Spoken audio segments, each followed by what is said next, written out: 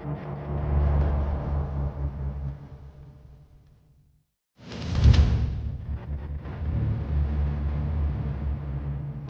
తిరిగి సాధారణ జీవితంలోకి వస్తున్న సమయంలో పునరుద్ధరించిన దేవాలయంలోని ఒక మూలన ఒక ప్రాచీన దారికి తాళం తీయకుండా వదిలేశారు.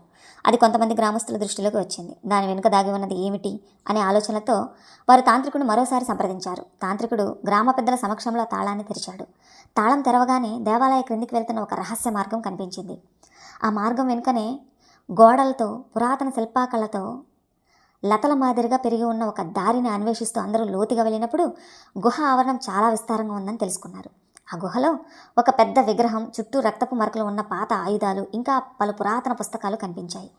ఆ విగ్రహం చాలా అరుదైనది. దాని రూపం ఏ దేవుడికి చెందిందో కూడా స్పష్టంగా తెలియలేదు. ఆ పుస్తకాలు చూస్తే అందులో బలిదానాలకు సంబంధించిన ఆచారాలు నిక్షిప్తంగా ఉన్నాయి. తాంత్రికుడు ఆ పుస్తకాలను చదివి గ్రామస్తులను హెచ్చరించాడు. ఇవి గతంలో జరిగిన అధర్మాలకు మళ్ళీ సంధానం కావాలనే సూచన.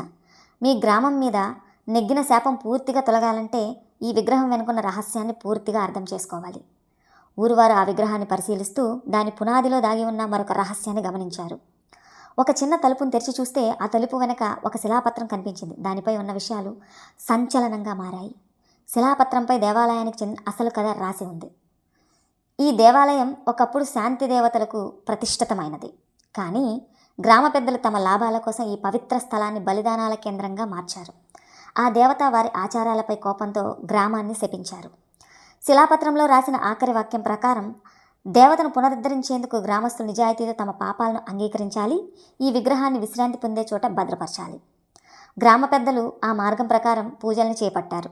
ఆ దేవత విగ్రహాన్ని ప్రతిష్ఠించి తిరిగి శాంతి చేకూరుతూ శుద్ధి కార్యక్రమాలు నిర్వహించారు. అప్పుడు ఒక్కసారిగా ఆ గుహ వెలిగిపోగా ఒక స్వచ్ఛమైన కాంతి ఆ విగ్రహం మీద పడి దేవత ఉనికి స్వీకరించినట్లు అనిపించింది. ఈ సంఘటనతో గ్రామం పూర్తిగా శాంతిని సాధించింది. కొత్త రకం ఈ కథను ఒక జ్ఞాపకంగా తీసుకొని ఆ దేవాలయాన్ని ఒక పవిత్ర స్థలంగా నిలుపుకుంటుంది. ఈ కథ ఇప్పటికి ముగుస్తుంది. సపోర్ట్ చేసిన ప్రతి ఒక్కరికి నా ధన్యవాదాలు. Thank you so much.